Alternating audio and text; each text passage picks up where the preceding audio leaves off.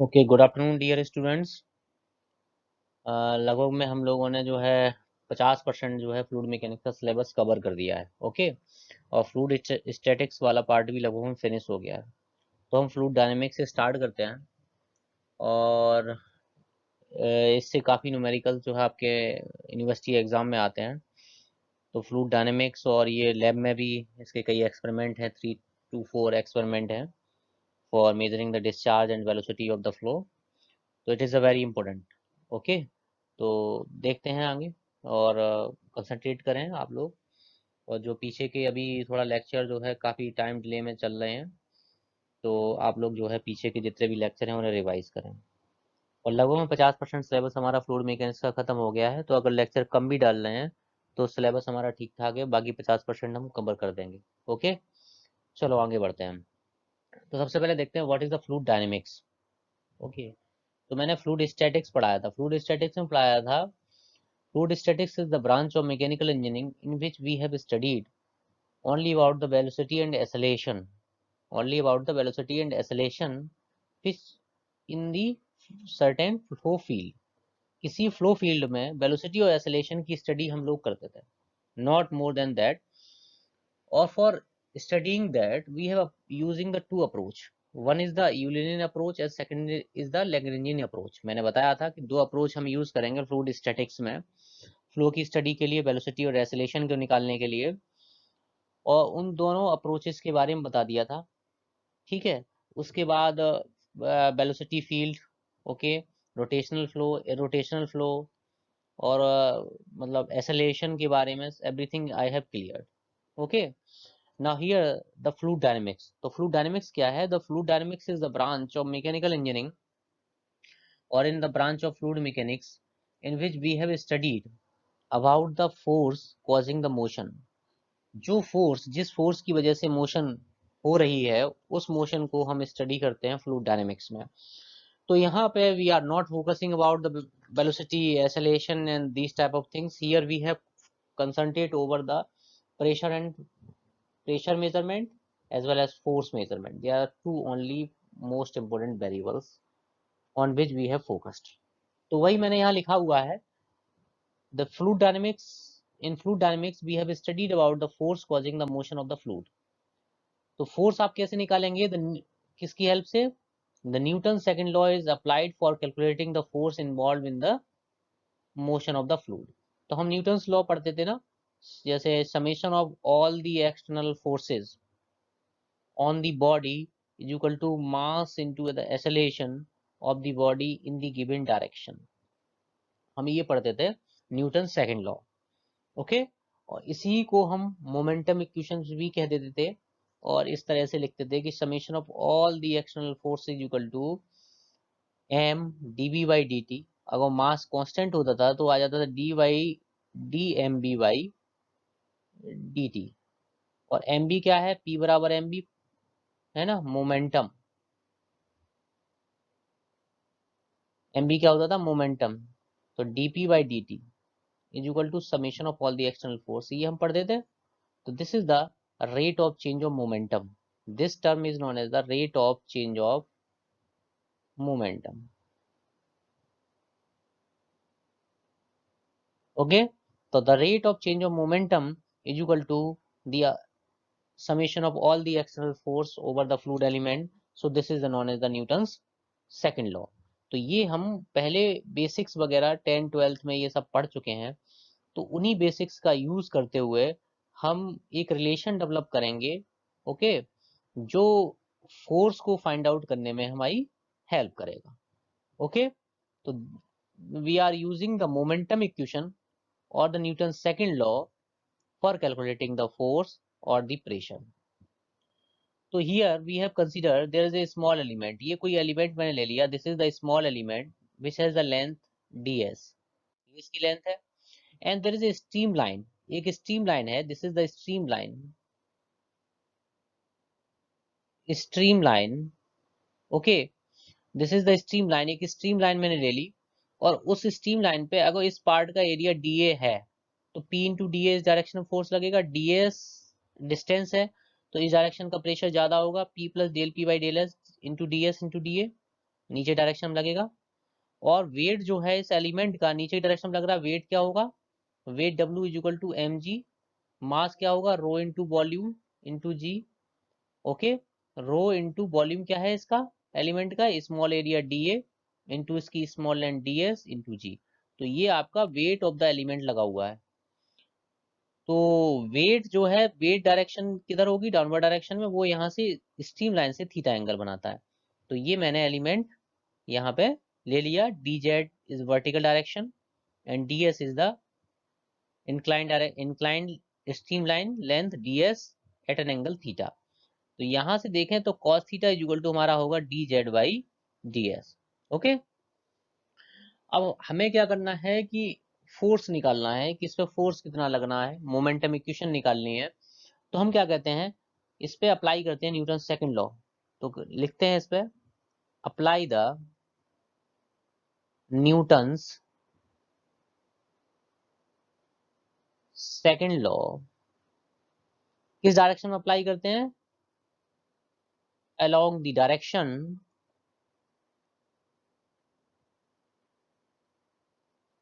of the streamline।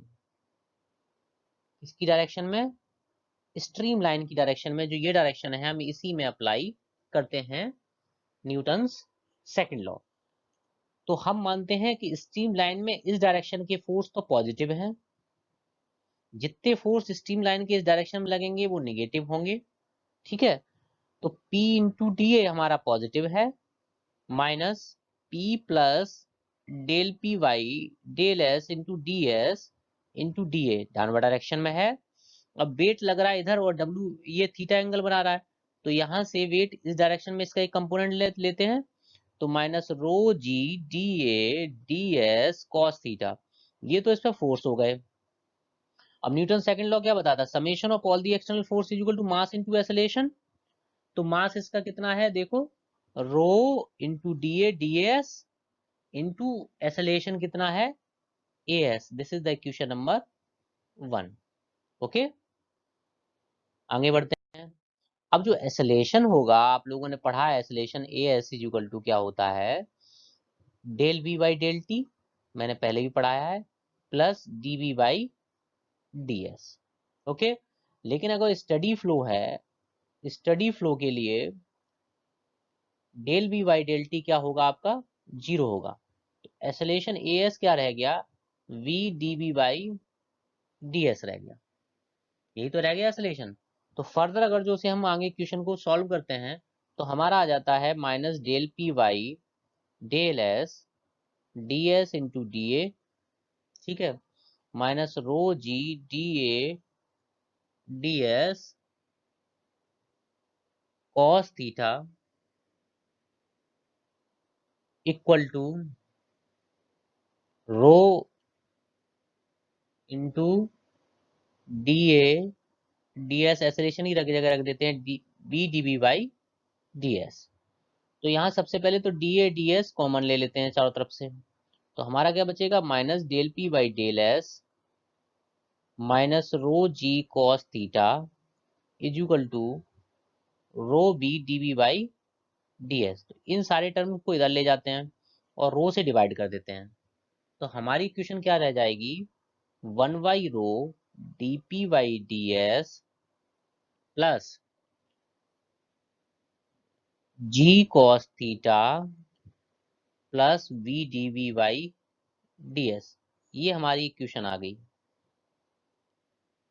ठीक है, अब हम फर्दर क्या करते हैं, इसे ds को नीचे से यहाँ से cos theta is equal to, हमने बताया था cos theta is equal to क्या था, dz बाई ds, उसे उठा के यहाँ पे पुट करते हैं, तो हमारे पास फिर आ जाता है dp by ds plus dz by ds plus v dv by ds is equal to 0। अब ds गायब कर देते हैं, तो हमारी इक्वेशन क्या बच जाएगी, dp by rho plus g into D Z plus b into D B is equal to 0। Okay, तो this equation is known as the Euler equation. ये आपको डेरिवेशन करना है, और ये एग्जाम में आपके सिलेबस में भी दिया है, और एग्जाम में आपसे डेफिनेटली पूछा जाएगा। तो this is known as the Euler equation. इसका डेरिवेशन आप एकदम बढ़िया से रट लें, ठीक है ना। तो ये हमारी यूलर इक्वेशन हो गई, dp by rho plus D G into D Z plus V into D V. Okay, अब हम आगे बढ़ते हैं। इसके बाद आती है बर्नौली इक्वेशन। तो आपका जो सिलेबस दिया है उसमें ये दिया हुआ है कि derive the Bernoulli equation with the help of Euler equation. तो वही मैंने हेडिंग डाल दी, Bernoulli equation from the Euler equation, ठीक है। तो अजम्पशंस क्या है बर्नौली इक्वेशन की? The following are the assumptions of Bernoulli equation. The fluid is ideal, मैंने बताया था आइडियल फ्लूइड का मतलब zero viscosity. The flow is steady, the flow is incompressible, the flow is irrotational. These are the assumption जो exam में पूछे जाते हैं, तो आप इसे रट लें। तो बर्नौली इक्वेशन ड्राइव करने के लिए हमें यूलर इक्वेशन लिखनी है। तो हमारी यूलर इक्वेशन क्या थी? dp by rho plus G into D Z plus V into D B is equal to zero. Okay, तो इंटीग्रेट करते हैं इस इक्वेशन को। इंटीग्रेट दिस इक्वेशन, अगर इसे इंटीग्रेट करते हैं तो हमारे आ जाएगा dp by rho plus G into D Z plus V into D V is equal to, ये जीरो हो जाएगा, ये कांस्टेंट में कन्वर्ट हो जाएगा। ओके, तो हमने यहाँ माना है द फ्लो इज इनकम्प्रेसिबल, तो नीचे if the flow is incompressible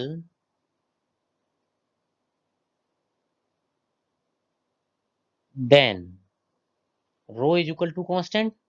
तो रो कांस्टेंट रह जाएगा, तो इक्वेशन का इंटीग्रेशन रह जाएगा p by rho plus G into Z plus V square divide by two is equal to constant. अगर इसे फर्दर हम आगे पहुंचते हैं तो इक्वेशन कुछ इस तरह से कन्वर्ट हो जाएगी। अगर जो P by rho G plus Z plus V square but by two G is equal to constant, तो हम इसे ही बर्नौली इक्वेशन कहते हैं, P by rho G plus V square by two G plus Z is equal to constant. This is the Bernoulli equation. इस पे numerical definitely आता है एग्जाम में, तो वो न्यूमेरिकल हम करते हैं। अब इसमें देखते हैं कि इंडिविजुअल है ये टर्म क्या है। तो सबसे पहले P by rho G, this is the pressure energy. ये क्या है? Pressure energy per unit weight, pressure energy per unit weight. और इसका दूसरा नाम है और प्रेशर हेड, क्या बोलते हैं इसे? Pressure head. तो आज के बाद याद रख लें, P by rho G pressure head, B square by two G इसे बोलते हैं काइनेटिक हेड। क्या बोलते हैं इसे? Kinetic head. और काइनेटिक एनर्जी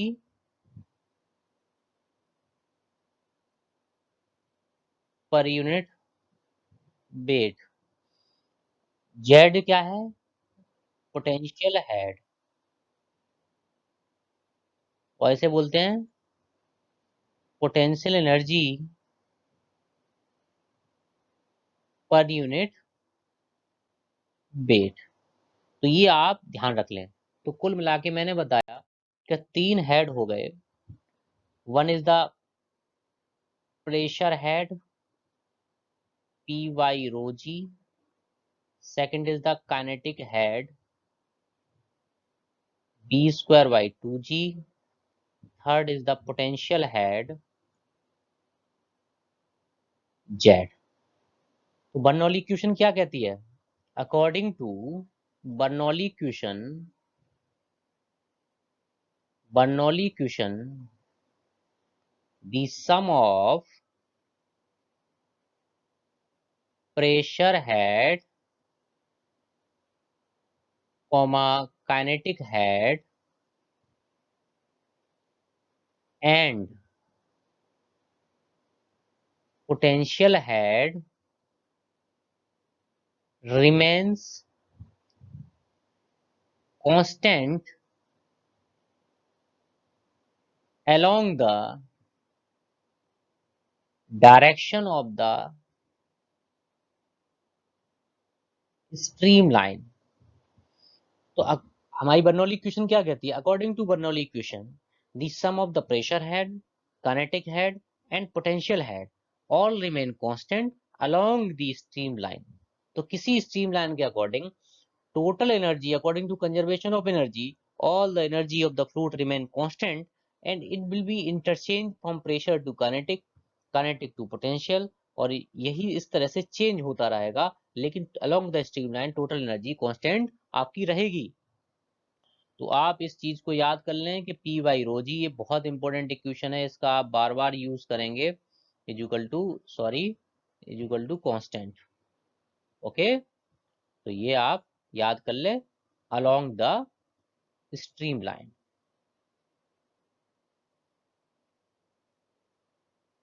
ठीक है, तो ये हमारा अभी तक जो डेरिवेशन था, ये दो ही डेरिवेशन था, इसके आगे न्यूमेरिकल इसके करवाएंगे, कुछ इंपोर्टेंट न्यूमेरिकल्स वगैरह आते हैं तो वो न्यूमेरिकल्स करवाएंगे। ठीक है ना, तो आप अभी हाल फिलहाल में इतना पढ़ लें। ओके, धन्यवाद।